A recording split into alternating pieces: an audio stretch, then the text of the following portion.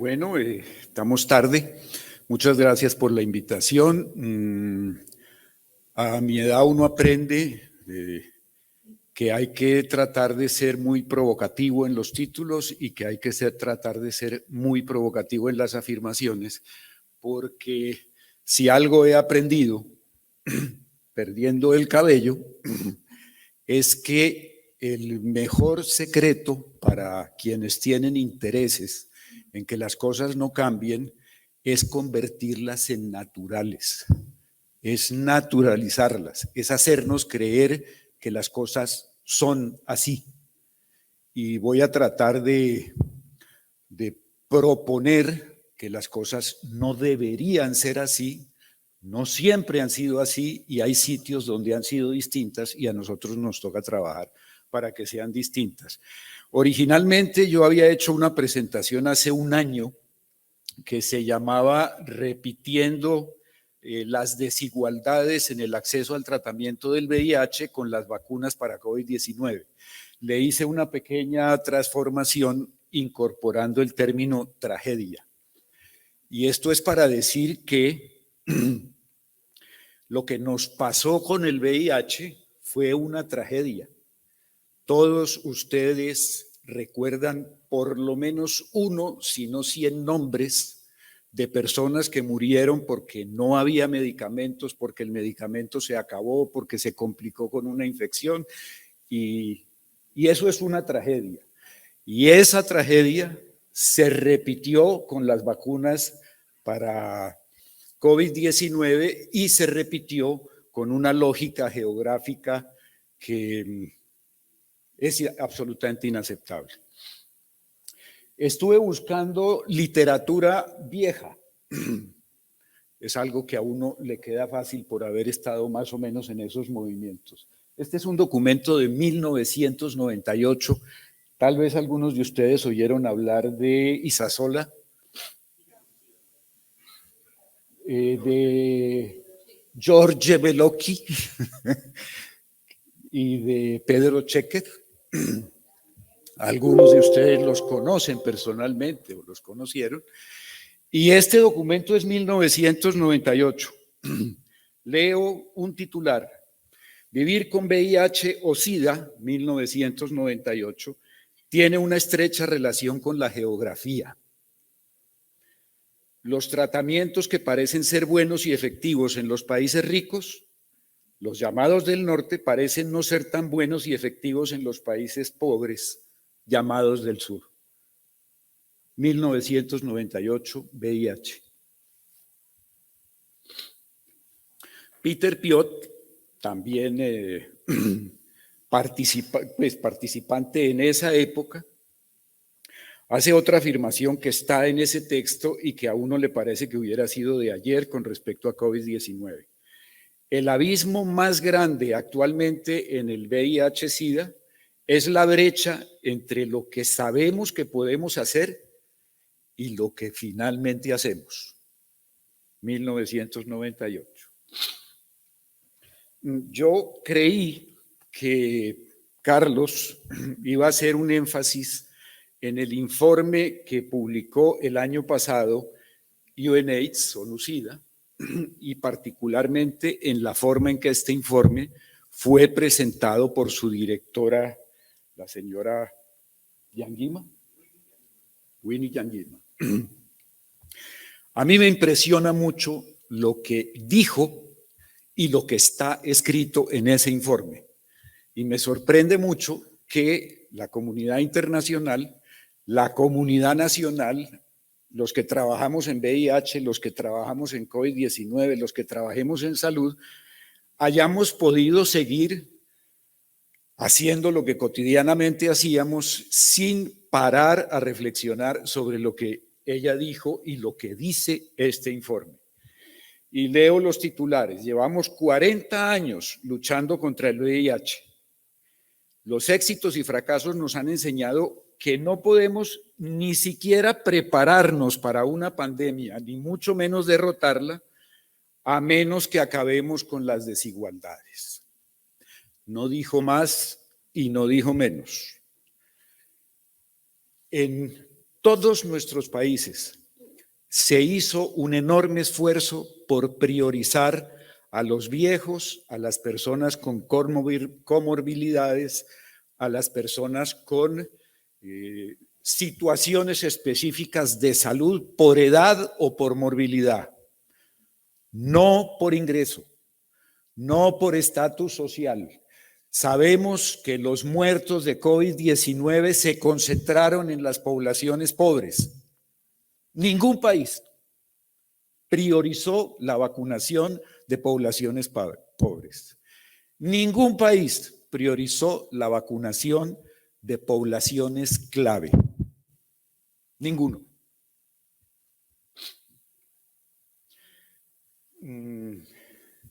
Bueno, esto ya lo sabíamos, que hay mayor vulnerabilidad al COVID-19 con VIH. Y otra de las afirmaciones que tiene este informe dice que mientras los países ricos de Europa se preparaban para disfrutar del verano el año pasado por esta época, el sur estaba inmerso en una profunda crisis porque no llegaban las vacunas. Y otra afirmación, ahí está, es que de los 1,5 millones de nuevas infecciones por VIH que se produjeron en las poblaciones clave,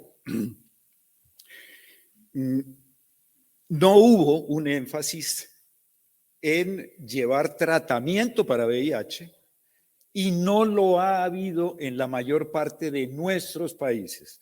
Nosotros llevamos en IFARMA 5 años trabajando en hepatitis C y lo que hemos aprendido es que si un paciente va a una institución prestadora de servicios y pide que le den el tratamiento, lo va a obtener, si va. No hemos conseguido que el Ministerio de Salud vaya a buscar a las poblaciones clave, las poblaciones marginadas, estigmatizadas y demás, y eso nos viene pasando hace años con el VIH y seguimos igual. Esta frase a mí me impresiona. Ahí la ven ustedes. Los multimillonarios navegan en sus yates por las mismas aguas mediterráneas en las que se ahogan los migrantes.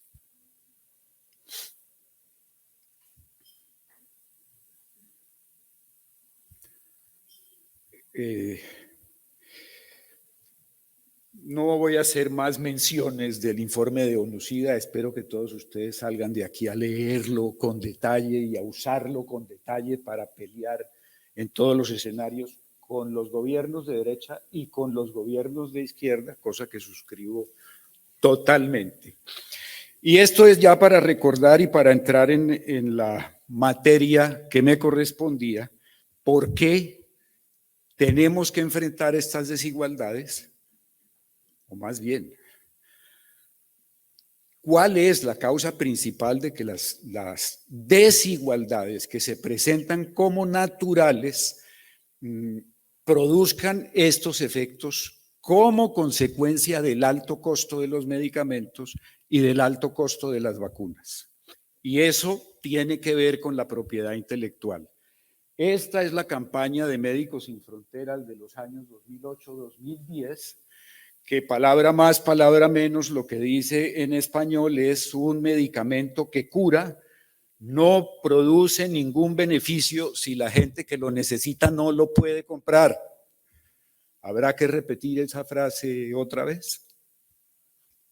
Con eso es con lo que tenemos que lidiar. Y esta es la versión en español con una imagen sumamente bien lograda y una campaña sumamente interesante, que se tituló Los medicamentos no deberían ser un lujo. Aquí hago una nota de economía, porque yo no soy economista, y los economistas le explican a uno que existen en una sociedad de consumo 3 tipos de bienes y 3 maneras de manejar el marketing en los bienes de consumo. Uno es los productos que son muy competidos y en los cuales hay una buena competencia y los precios se acercan mucho al costo de producción y una ganancia razonable. Esos son los productos competidos. Hay otros productos en los cuales hay algún juego, existiendo alguna competencia limitada, y en los cuales los precios tienen mayor oscilación. Y hay unos bienes que son bienes de lujo. El precio final no tiene nada que ver con el costo de producción y son los vestidos de Giorgio Armani. Un vestido de Armani puede costar $250,000, hacerlo puede costar $100 o $50, pero quien lo compra por el prestigio. Lo compra porque quien lo compra no tiene problemas de dinero, lo hace por gusto. Nadie compra un BMW o un Mercedes-Benz para manejar rico o para manejar, para disfrutar del placer de manejar un Mercedes. Para comprar un Mercedes hay que tener conductor. Si uno no tiene con qué pagar un conductor, compre cualquier Renault, cualquier carrito de consumo. Esa lógica de los bienes de lujo, esa lógica de poder poner un precio muy lejano del costo de producción, es la lógica con la que se venden los medicamentos. Hay un excelente documental, está en la página de Salud por Derecho, una ONG española, se llama así, Investigación Médica. Houston, tenemos un problema, los que quieran lo pueden buscar con esa terminología, lo van a encontrar en internet, y tiene una argumentación de por qué estamos viviendo en un esquema de innovación farmacéutica que es muy bueno para el negocio de las farmacéuticas, pero que es fatal para los países que tienen bajos ingresos y tienen desigualdades. Y esto es porque nos movemos en una economía de mercado. Y aquí les traigo otra frase, esta la utilizó mucho y yo la estoy copiando, un amigo nuestro que está en el South Center, Germán Velázquez, y que dice lo que ustedes ven ahí: ratas y cucarachas viven compitiendo bajo la ley de la oferta y la demanda. Es privilegio de los seres humanos vivir bajo las leyes de la justicia y la comprensión. Uno debería cambiar esto por debería ser el privilegio, porque nos han convencido de que nosotros estamos obligados a regirnos bajo la ley de la oferta y la demanda. Y esta es un par de diapositivas para ilustrar de qué estamos hablando cuando estamos hablando del modelo de innovación y de la industria farmacéutica, cuyo principal instrumento es la propiedad intelectual. Esta es una tabla vieja, 2009, si mi memoria no falla. Esos son los salarios de los gerentes, los CEO de las empresas farmacéuticas.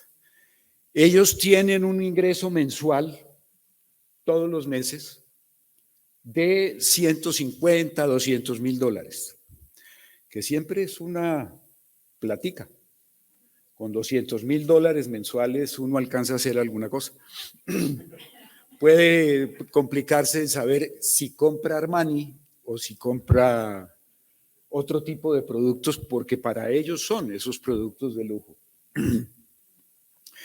Pero estos señores reciben bonificaciones por las ventas que han hecho y reciben pagos en acciones, y lo que terminan haciendo es comprando acciones con su salario para que se genere una presión sobre las acciones y eso haga que el valor de las acciones suba.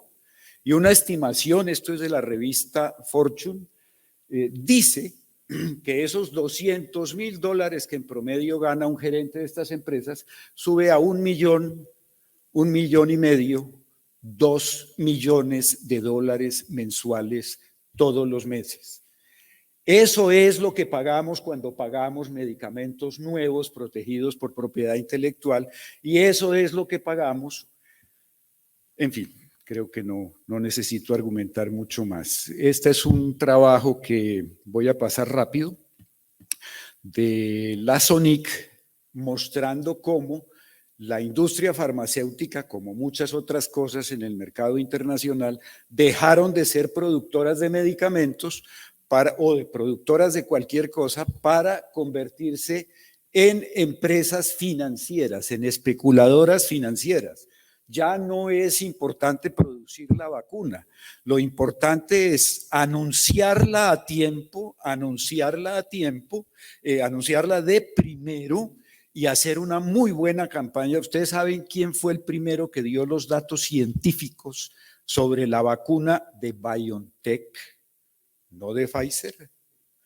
A la prensa y a las revistas internacionales y a las autoridades regulatorias, el gerente de Pfizer, el muchacho que se gana $2,5 millones mensuales cada mes, nota al margen porque a uno le molesta, todos nosotros nos tuvimos que quedar encerrados y no hubo vuelos para nadie, excepto para los que tenían aviones privados.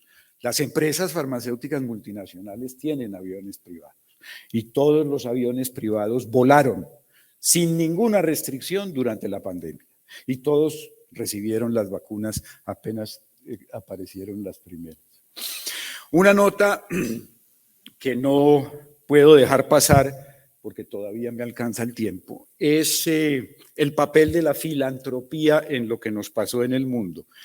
El Fondo Global dice con mucho orgullo que gracias a su existencia y a su papel se han salvado 44 millones de vidas en VIH, malaria, tuberculosis, que eran las 3 enfermedades en las que principalmente centraba su acción. Eso no es verdad, y uno como funcionario de salud se pregunta si el que tiene plata por el hecho de poner la plata es el que salva vidas. Pero es un muy buen argumento de marketing, de mostrar el valor de lo que se está haciendo.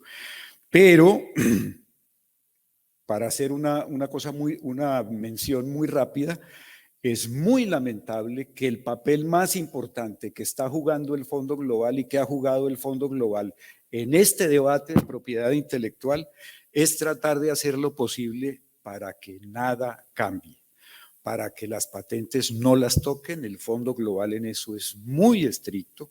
En Colombia queremos comprar dolutegravir, no podemos comprar genérico, y el Fondo Global es muy claro en decir, si vas a comprar un medicamento que tiene patente, hay que comprar el patentado. Cueste lo que cueste, signifique las restricciones que signifique, y etcétera, etcétera, etcétera. Y la filantropía jugó un papel muy negativo, usemos el término apropiado, en las discusiones de lo que pasó con COVID-19 y las vacunas. Y para eso, es por esto. Para eso creo que voy a tener que terminar con lo que dijo el secretario general de la Organización de Naciones Unidas en mayo del 2020, cuando no teníamos vacunas, cuando estábamos empezando la pandemia y cuando Donald Trump era el presidente de los Estados Unidos. Dios nos libre, parece que va a repetir. Eso nos han dicho. Y una lectura rápida. El mundo necesita una vacuna, un tratamiento o un medicamento o un instrumento de diagnóstico que sea, ¿dónde está? Que sea seguro, que sea efectivo, y lo necesitamos ya y al acceso de todos. Y la famosa frase que nosotros hemos retomado en muchos de nuestros trabajos en las redes es que en un mundo interconectado nadie estará a salvo hasta que todos estemos a salvo.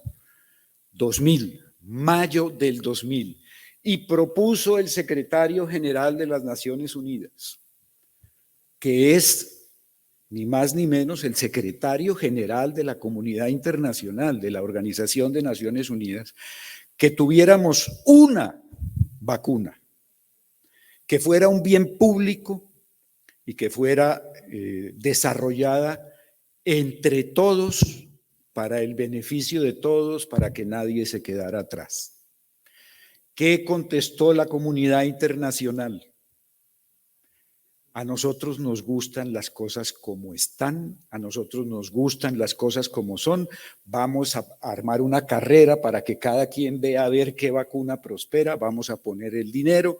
Eso fue COVAX. COVAX fue estafado por quienes recibieron dinero público, como lo dije ayer, y tenemos una competencia, pues porque la competencia era la que nos iba a llevar más rápido a desarrollar las vacunas. Tenemos muchas vacunas, no sabemos hoy a ciencia cierta ni cómo funcionan, ni para dónde vamos, y al señor secretario general de las Naciones Unidas, el mundo y especialmente los líderes del mundo, los líderes de los países desarrollados, ¿qué término puedo utilizar? Lo ningunearon, no sé si aquí se usa el término, ningunear, lo ignoraron, lo callaron, lo mandaron a paseo, se burlaron de él y se ha dicho, y yo eso lo quiero resaltar porque a nosotros también nos toca trabajar por aquellos escenarios en los cuales la discusión de derechos humanos sigue teniendo vigencia. La comunidad internacional, los organismos internacionales fueron el primer muerto del COVID-19.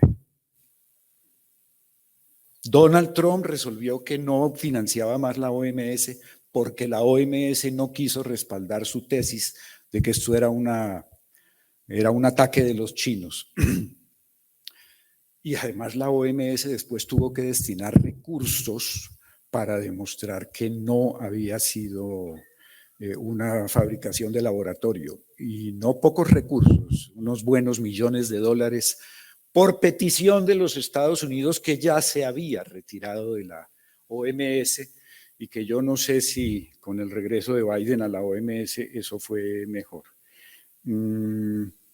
Creo que he presentado los argumentos que más me interesaban y les dejo esta última diapositiva que tiene su cosa bien interesante. Nos enseñan a creer que las cosas como están es lo normal. Y por supuesto tenemos que hacer lo posible por volver a la normalidad. Países con 30%, 50%, 70% de pobreza y 20% de miseria, países con las desigualdades que tenemos en nuestros países, eso no puede ser normal. Y tenemos que poner eso en la primera línea de discusión. Alguien decía ayer que las personas con VIH o con COVID que tienen plata resolvieron el problema. Claro, murieron personas con dinero de COVID-19, pero mucho menos, mucho menos. Y si no nos concentramos en esa discusión de las inequidades por ingreso o por género o por etcétera, etcétera, etcétera, yo creo que volveremos a la normalidad y estaremos repitiendo todas estas historias, como se dice en mi país, hasta que esté el almuerzo. Muchas gracias.